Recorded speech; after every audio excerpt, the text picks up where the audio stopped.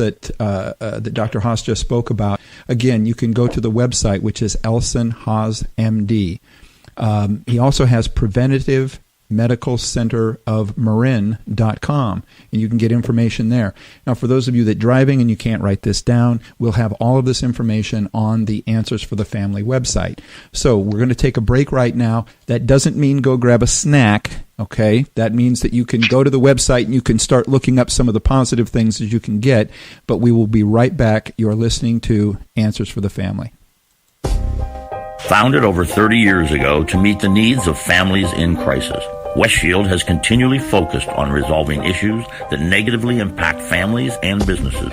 Our signature therapeutic transportation service helps to ensure that adolescents in crisis are safely transported to specialized schools, programs, and treatment centers with unsurpassed experience and success. We are supported by our full-service licensed investigation agency that has legally, professionally, and compassionately located hundreds of runaways and teens.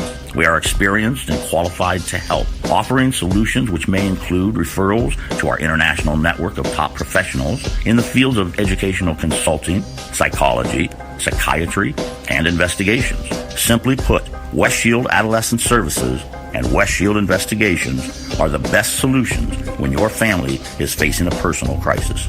Call 1-800-899-8585, 24 hours a day, 7 days a week.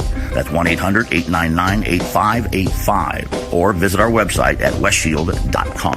Thank you.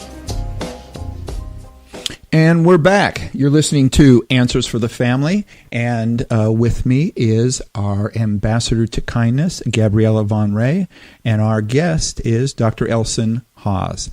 Now, Elson, I mentioned earlier that I had attended the retreat, and I learned one of the things that was your motto, which I really liked, and you said, lifestyle first, natural therapies next, drugs and Western medical intervention last. So I agree, but how did you come to this order, and why can't so many other westernized doctors see this?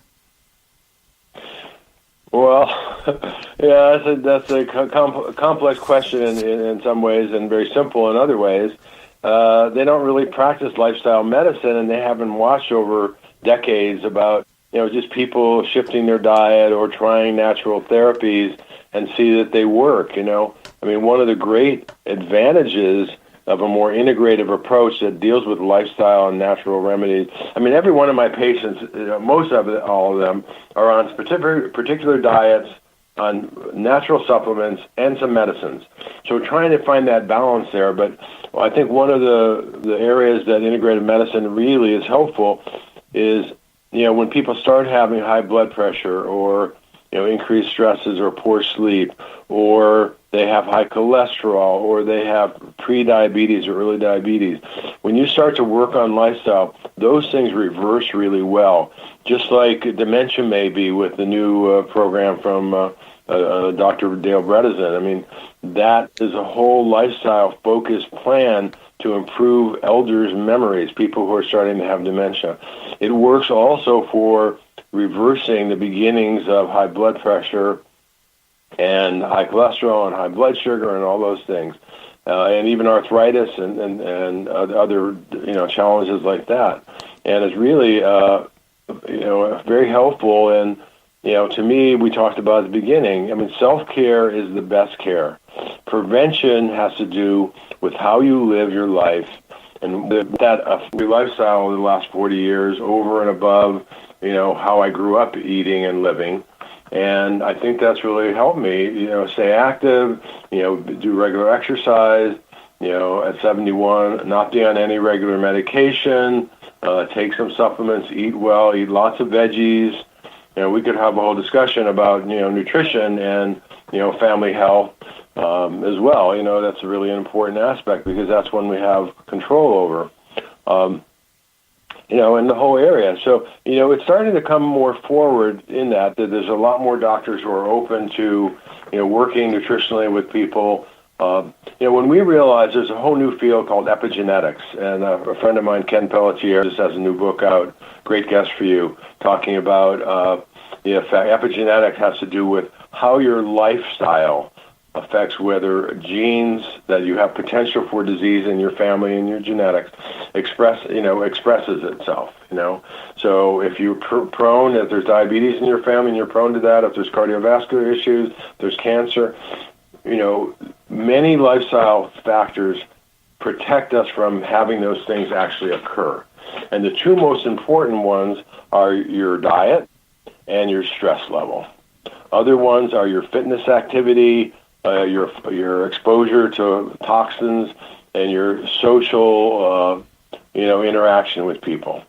So, those to me, those are important aspects, related to the question you asked. And more, and hopefully we're changing all that. And doctors, but typically if you have beginning high blood pressure or blood sugar, things like that, you go to a doctor, you're going to get prescribed the medicine, because that's what they'll focus on, and likely you're going to be told you probably need to be on this for life. There's not really another treatment for it, and it's just different experience. But if you go to part of my new medicine book is, if you go to a natural medicine person or you go to an Eastern medicine person, they're going to have other approaches. They're going to have other ways to balance your body, to detox your body, to support your body energetically. And it starts with, I have a couple charts in my new medicine book. One is called the Health Illness Continuum, and it looks at that very idea that if you start to if you're in a state of health and you start to have a few symptoms, and then you start to have some more degenerative or chronic disease, you're moving up the continuum up kind of toward chronic disease and death. But you can also work with your lifestyle and improved health conditions. You can move up the health side of the continuum, which you start to have better energy and vitality and creativity and your desire to be out in the world and be kind and loving to other people and do good things on the planet. So that's to me what I propose. The other concept is really the causes of disease, and I have a whole chart and chapter on understanding that. And many doctors will think that infections, different germs are the primary cause, but really I think it's the condition of your body, the state of your body. In the center of my chart on the causes of disease, I have the cell, the cell and the tissues, and there's two ways that the cells get out of balance. One is deficiency of all the nutrients we need from a healthy diet and supplement program, vitamins, minerals, amino acids, fatty acids, and the phytonutrients, which are carotenoids and bioflavonoids that come from all the foods that give them their taste and aroma and color. So that's one side, is if we support the body with all the nutrients we need, then all the cells function and do all their thousands of functions they do all day long. The other side of the imbalance is toxicity, chemicals and metals that get into our air, food, and water that interfere with enzymes and cell function. So if we just across the nation, across the world, had people make sure they're getting well nourished and start to eliminate the toxins in their life, the body will begin to heal, and it's very beautiful to watch that. Wow. I was still taking in everything you said, and my brain has to switch to a new question all of a sudden. But that's really, I hear a lot. This is not a question, but what I hear you say a lot, which I really, really like, Dr. Haas, is self-care, which to me is kindness to self. We really aren't taught that. So kudos to you for being out there to do that. My next question is, could you share with us and the listeners a little bit of the Eastern methods that you might sometimes suggest to patients? Yes, I think, that was really the beginning in the 70s. As I was out in practice as a physician, I realized, there's more to this. I started studying, I did my juice cleanse, and I started studying about healthy nutrition, eating close to nature, which is what I, put out in my book, and also introducing the 5 elements and the seasons and the whole idea that we have to stay attuned to nature and eat primarily from nature, our diet, and pay attention to the foods that are provided, seasonally. So, we tend to in the warmer months, the summer months, we have juicy fruits, melons, etc. to keep the body cool. In the colder months, where we are now, we need more fuel. Like in my detox group right now, it's not just about water fasting or even juice cleansing. It's about good alkaline vegetable soups, warming foods. Being indoors, doing more stretching, and paying attention to that kind of inner life. And, we're in California, many of us, but you have people all over, you said. So depending on your climate, you need to develop some indoor exercises or go to a gym, do classes, do some yoga, stretch your body. But rest more also. It's an important time for that. So Eastern medicine is a type of natural medicine that has a philosophy of paying attention to the cycles and balancing the elements. Do we get too hot and dry? Do we get kind of cold and wet? So a Chinese medicine practitioner would evaluate the pulses, look at your tongue, look under your eyes, and see what's in balance and out of balance here. Just reviewing my newest book I'm working on now called New Medicine Solutions. Reading the opening part, and it's really important that we pay attention to the subtlety. And Eastern medicine has the potential to really help balance the body. It's not natural medicine and herbal and acupuncture. They're not as strong as drug therapy. I mean, if you really can't sleep, you take out a knockout, sleeping pill like Ambien, it's going to put most people out. But, how they feel the next day is another question. So, ideally we want to sleep more naturally. But acupuncture and other natural medicines can help with pain conditions. Detoxification can help greatly with pain conditions, any kind of itis. And it really helps balance the body. It can help with sleep, can help with energy. So there's a lot of conditions that will help support, but it takes a little bit of time. It probably takes a few treatments to do that. And, in the chapter 1 of New Medicine book, it looks at the strengths and weaknesses of these 3 different healing systems, which now have been around. I mean, Western medicine is the newest one. And that's because we got into technology and industrial ages, and with that came also drug therapy and all the chemistry, all the chemicals that we have in our culture, which is a concern for people's health. From the glyphosates to metals and mercury and all the chemicals. Thousands and thousands of chemicals have been developed that people use. And I was just explaining to somebody that, when you have a fire that burns a lot of homes, you can't imagine how many chemicals are put into the atmosphere.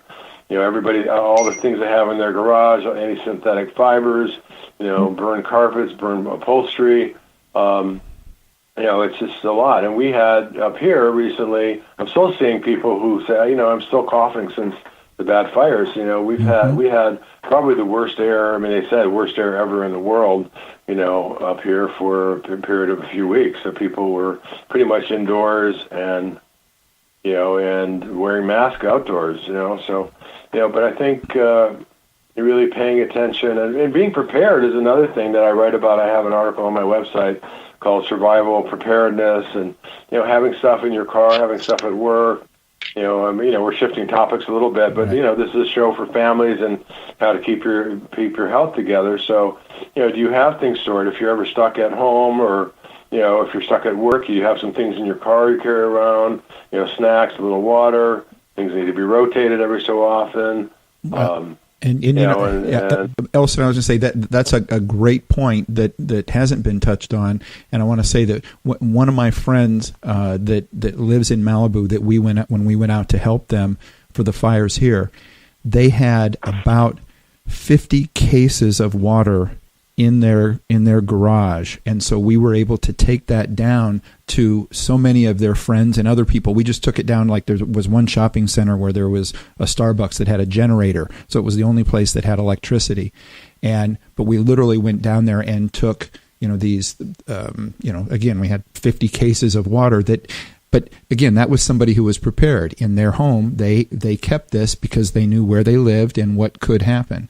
So I think that's a great point.